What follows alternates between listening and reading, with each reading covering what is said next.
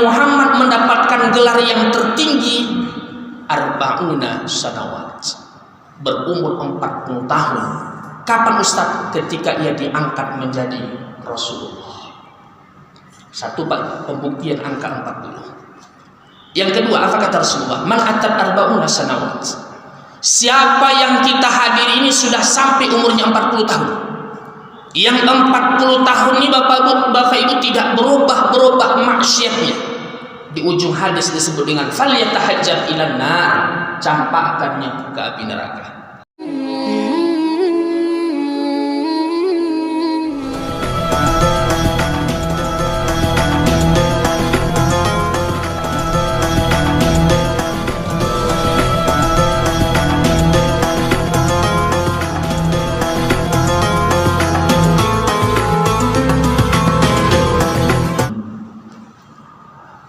Assalamualaikum warahmatullahi wabarakatuh.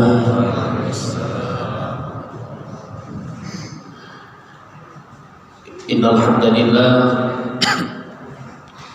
nahmaduhu wa nasta'inuhu wa nastaghfiruh wa na'udzu billahi min shururi anfusina wa min sayyiati a'malina. Man yahdihillahu fala mudilla lahu wa man yudlil fala hadiya lahu. أشهد أن لا إله إلا الله وحده لا شريك له إياه نعبد وإياه نستعين وأشهد أن محمدا عبده ورسوله المبعوث رحمة للعالمين. اللهم صل وسلم على هذا النبي الكريم وعلى آله وصحبه أجمعين. قال الله تعالى في الكتاب الكريم بسم الله الرحمن الرحيم والعصر إن الإنسان لفي خسر إلا الذين آمنوا وعملوا الصالحات وتواصوا بالحق وتواصوا بالصبر إلى آخر صدق الله العظيم. أما بعد. Yang saya hormati pengurus Masjid Ar-Rahman, panitia Ramadan Masjid Ar-Rahman, Bapak Ibu hadirin wal hadirat jamaah Masjid Ar-Rahman, as-shaimin was-shaimat yang dirahmati oleh Allah. Tiada kata yang paling indah selain mengucapkan kalimat Alhamdulillahirabbil alamin.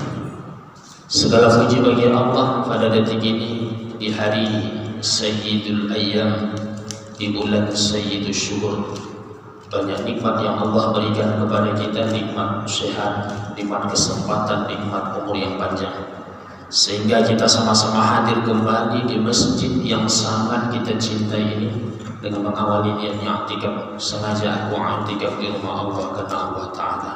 Semoga kiranya niat dan langkah kita serta ibadah kita dalam masjid ini insya Allah akan mendapatkan catatan pahala di hadapan Allah Subhanahu wa Ta'ala. Amin ya rabbal alamin. Beriring salam kepada Nabi Muhammad sallallahu alaihi wasallam. Allahumma shalli ala sayyidina Muhammad wa ala ali sayyidina Muhammad. Assalamualaikum ya Rasulullah. Bapak Ibu yang berbahagia, pada subuh yang ke berapa? Yang ke-6. Agak ragu ya. Kita akan membahas tentang memanage waktu dalam pandangan Islam, atau dalam bahasa kita sehari-hari mengatur waktu dalam pandangan Islam. Bapak Ibu yang berbahagia, kalau kita lihat dalam Al-Quran, lafaz waktu banyak lafaz yang Allah sebut dalam Al-Quran. Terkadang Allah menyebut kata waktu itu ada kalimat ad-dahar. Inilah Bapak Ibu yang selalu kita dengar dalam surah Al-Insan. Hal ata 'alal insani hinun minad dahr. Dahr itu diartikan waktu.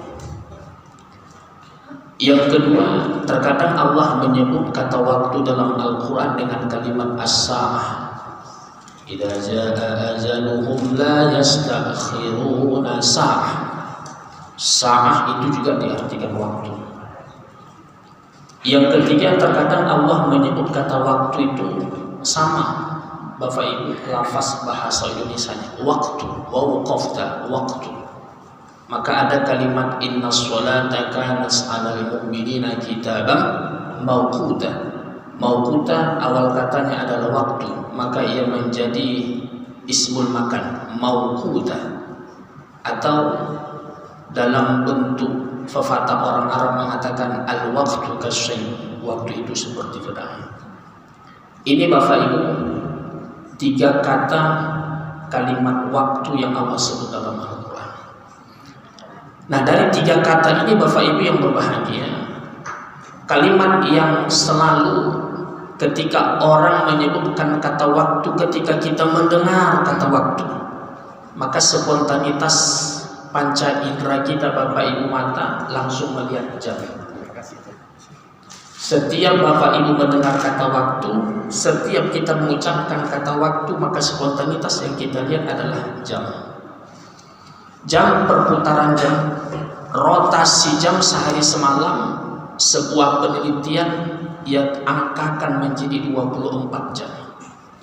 Tapi ingat Bapak Ibu, sebelum ini diteliti, jam, perputaran jam rotasi bumi 24 jam sehari semalam, Allah sudah punya jam dalam Al-Quran.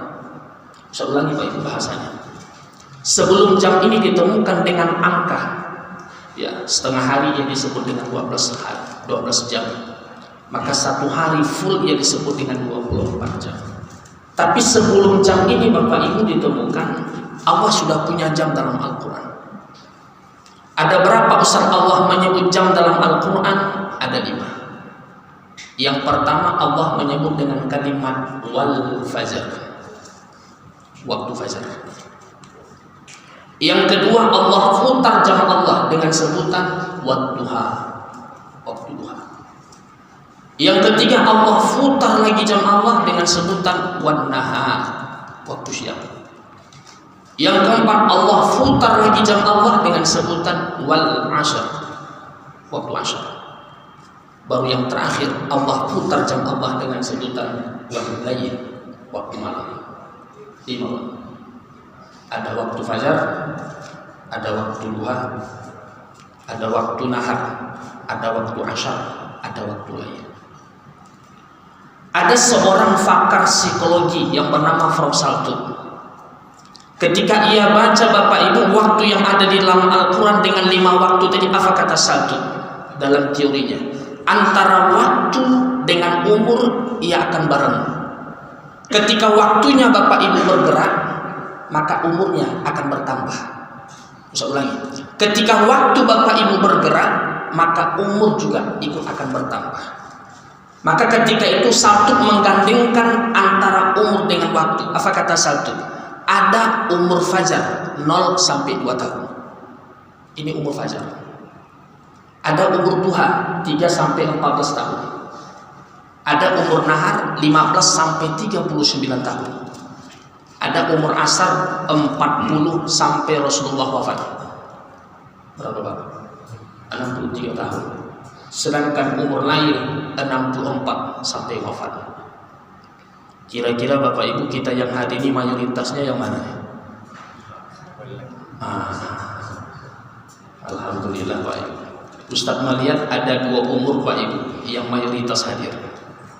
Yang pertama adalah umur asar. Yang kedua adalah Muhammad umur lain. Ya.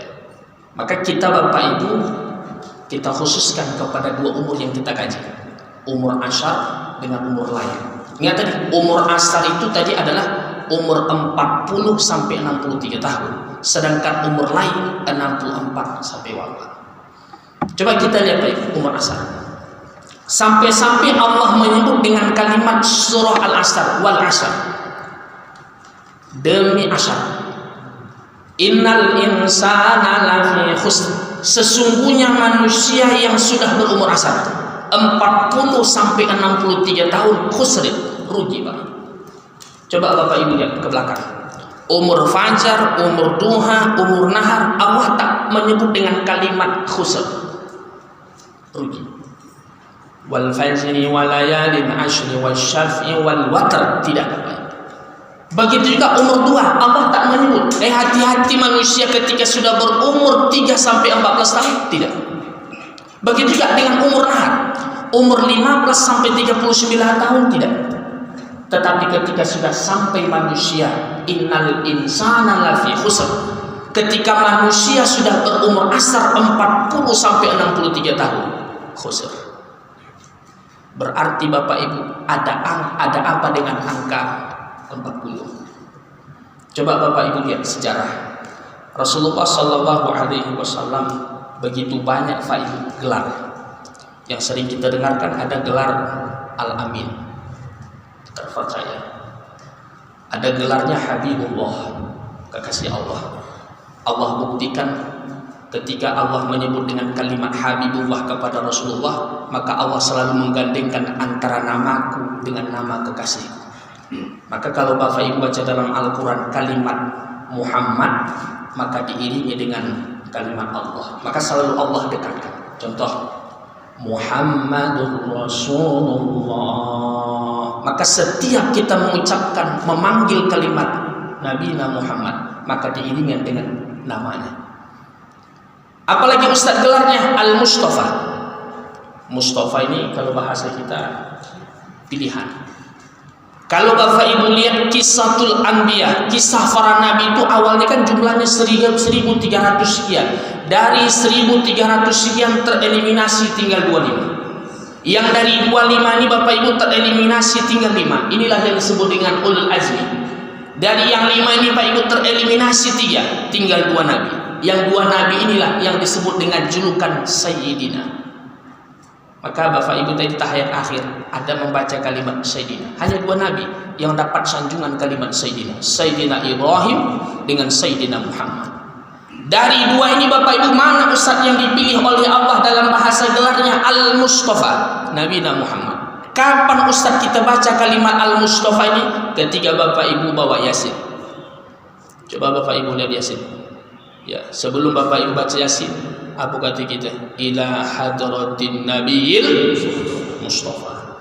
Apa itu Ustaz Mustafa? Pilihan Allah. Nah, maka Bapak Ibu dirahmati Allah Subhanahu wa taala, kapan Ustaz Nabi Muhammad mendapatkan gelar yang tertinggi? Arba'una sanawat. Berumur 40 tahun. Kapan Ustaz? Ketika ia diangkat menjadi Rasulullah. Satu Pak, pembuktian angka 40. Yang kedua, apa kata Rasulullah? Man atat arba'una sanawat. Siapa yang kita hadiri ini sudah sampai umurnya 40 tahun. Yang 40 tahun ini Bapak Ibu tidak berubah maksiatnya. Di ujung hadis disebut dengan falyatahajjat ilan nar, campakkannya ke api neraka. 2. Kita lihat Bapak Ibu, di Riau ini ada namanya 1000 suluk. Daerah apa? Rokan dulu. Karena Riau ini Pak Ibu banyak nama-nama 1000 suluk Rokan dulu, 1000 farid Tembilah, 1000 kubah Rokan dulu. Pelalawan apa Pak? Kalau Pekanbaru 1000 ruko Pak Ibu. Jadi kalau Bapak Ibu jalan ya, di Rokan dulu 1000 suluk. Rupanya suluk itu Pak Ibu, ada suluk 10 hari, ada suluk 20 hari, ada suluknya Pak Ibu yang baik itu mana Ustaz? 40 hari Pak Ibu. Nah, menandakan apa Ustaz? Menandakan Bapak Ibu dirahmati Allah Subhanahu wa taala, angka 40 ini adalah angka unik Pak Ibu. Maka inilah Bapak Ibu yang disebut dengan ketika kita sudah berumur asar 40 sampai 63 tahun khusrin, rugi Pak Ibu. Nah, pertanyaannya, Ustadz kita yang hadir ini sudah 40 sampai 63 tahun. Agar di bulan suci Ramadan ini kita terdidik tidak menjadi orang yang rugi, apa yang harus kita lakukan? Coba Bapak Ibu lihat ayat selanjutnya di surah di ayat yang ketiga. Illa, kecuali aman. Rupanya Bapak Ibu ketika kita yang hadir ini sudah berumur 40 tahun sampai 63 tahun, ia tidak bisa menjadi orang yang rugi. Mana Ustaz? Aman. Yakin Pak. Ya, kalau Bapak Ibu baca dalam kitab tauhid, tipis Pak kitabnya. Rupanya iman manusia itu Bapak Ibu ada 4 tingkatan. Ada imannya disebut dengan iman taklid. Naik ia ke atas ia disebut dengan iman bil ilmi. Naik ia ke atas disebut dengan iman ainul yakin. Tapi yang paling tertinggi itu adalah hakul yakin. Bagaimana Ustaz iman taklid? Iman yang hanya sebatas Pak Ibu ngikut-ngikut saja. Orang sholat sunnah, ngikut sholat sunnah, tapi dia tidak tahu sholat sunnah apa yang dia kerjakan. Iman taklid. Ada iman bil ilmi, imannya Bapak Ibu hanya di akal. Dari akal, Pak. Tapi ada iman Bapak Ibu ainul yakin. Dari mata. Ain. Ya, maka ada nama orang, nama ibu-ibu Nur Aini. Cahaya mata, ain mata. Tapi yang paling tertinggi itu manusia hakul yakin. Ia tidak letaknya di mata, ia tidak letaknya di akal, ia tidak letaknya hanya mengikut hawa nafsunya saja, tetapi letaknya di mana Ustaz? Sehingga hakul yakin. Maka iman itu Bapak Ibu, ia harus pada porsi kepada hakul yakin.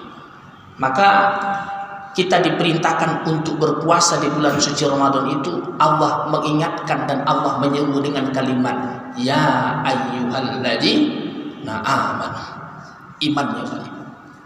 Nah sekarang Ustaz, ketika kita sudah mengetahui bahwasanya ya, kita yang sudah berumur 40 sampai 63 tahun tidak menjadi orang yang merugi itu diawali dengan iman.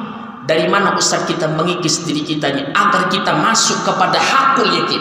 Paling tidaknya Bapak Ibu keistiqomahan hakul yakin.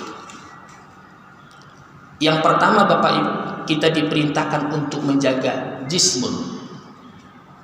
Jismun ini kan tubuh, dari ujung rambut sampai ke bawah. Tetapi ketika Bapak Ibu baca dalam Al-Quran, dari ujung rambut sampai ke bawah, yang selalu Allah menyebut jisim kita itu hanya 5. Yang pertama adalah samaan. Ini selalu baik Allah sebut. Yang kedua absarihim, penglihatan. Yang ketiga mana Ustaz? Afwahihim, mulutnya.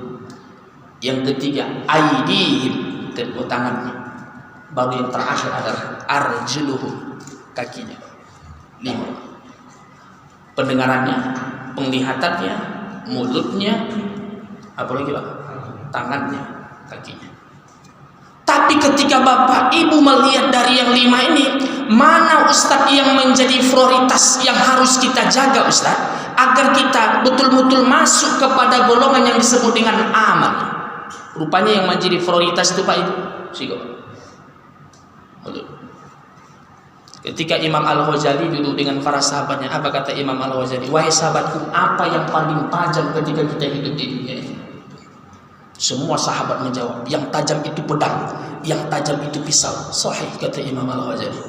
Rupanya Bapak Ibu, ada yang lebih tajam dari pedang dan pisau. Kata Imam Al-Ghazali, lidah yang tak bertulang. Sampai-sampai Rasulullah katakan, "Man kana yu'minu billahi wal yaumil akhir." Siapa yang mengaku beriman kepada Allah dan hari akhirat, falyakul khairan, maka hendaklah ia mengucapkan yang baik-baik. Kalau ia tak sanggup mengucapkan yang baik-baik, au liyasmut, maka hendaklah dia diam. Nah, maka Bapak Ibu, tapi jangan pula salah pengertian. Selesai mengaji kok bawaannya diam aja. Mana rumah fi'il? Salah Pak.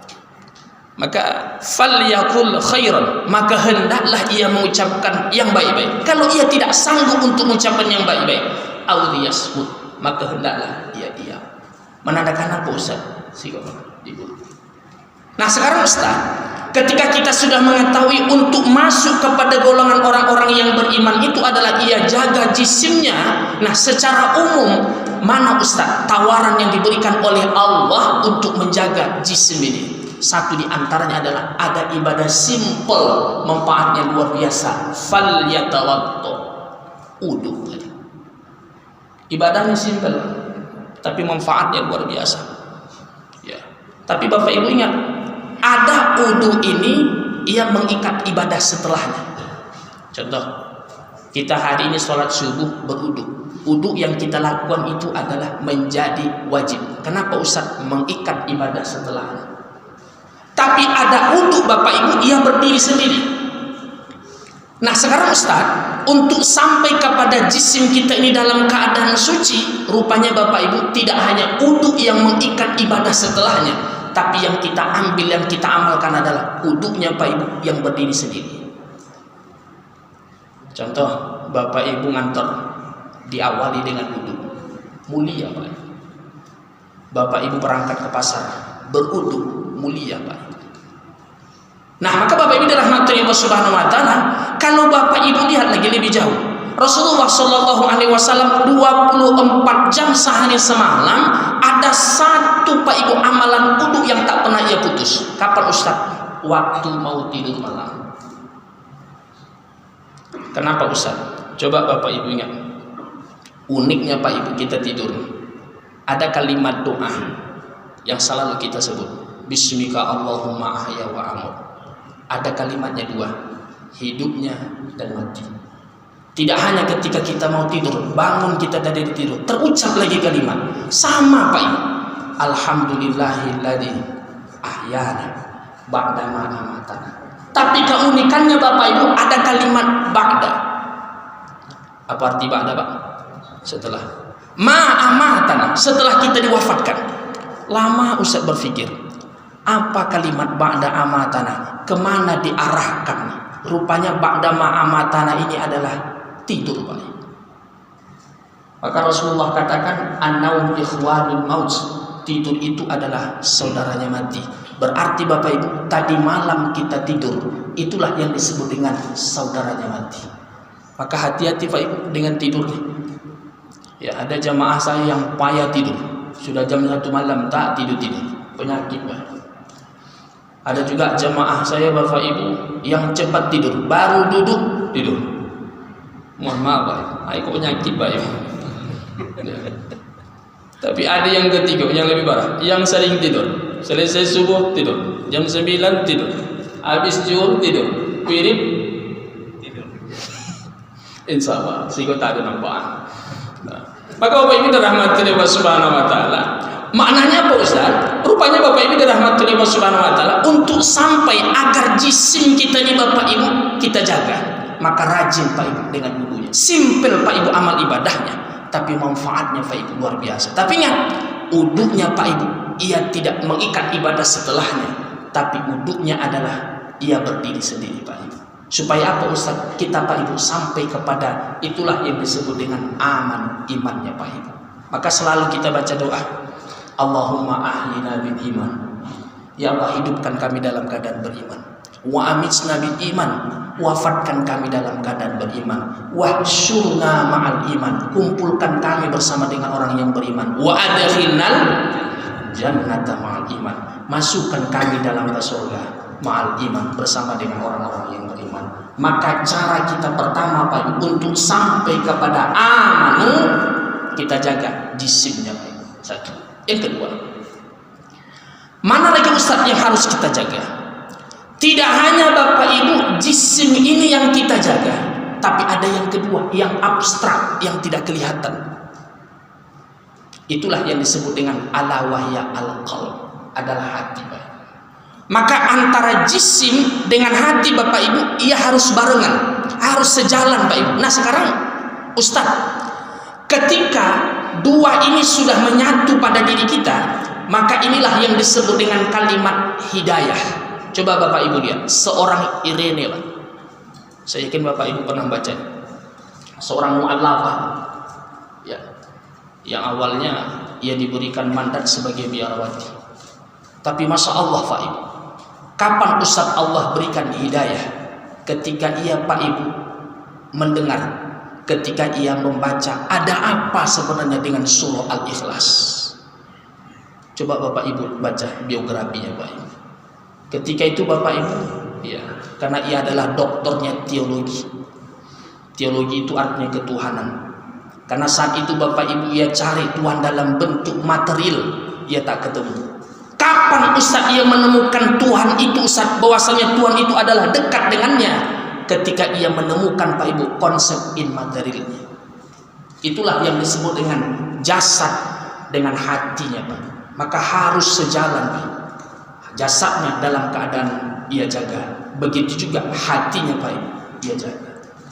Maka ibu wafat yang dirahmati oleh Allah Subhanahu wa taala. Ini yang pertama. Yang kedua, ketika Bapak Ibu sudah menyatukan antara jasad dengan hatinya, ini Bapak Ibu punya rentang waktu. Ya. Waktunya kapan Ustaz? Rasulullah katakan umur umatku tidak akan jauh dariku. Atau juga ada dalam hadis itu kontrak kita dengan Allah sittin ila sib'in, 60 sampai 70 tahun. Itulah kontrak kita Pak. Ketika kontrak ini sudah habis, maka antara jisim dengan ruh, antara jisim dengan hati Pak Ibu, ia sudah berpisah. Berpisahnya antara jisim dengan ruh tetap namanya ruh, tetapi jisim Bapak Ibu, ia tidak lagi disebut dengan jisim, tetapi ia sudah disebut dengan mayit. Ustaz ulangi Pak Ibu bahasanya. Ada jasad, ada hati. Hati tadi Ustaz berikan pendekatan seperti ruh. Nah, ketika kontrak ini Pak Ibu habis, maka Allah pisahkan antara jasad dengan ruhnya. Ruh tetap namanya ruh, tetapi jasad tidak lagi disebut dengan jasad, tapi ia sudah berubah dengan kalimat mayit.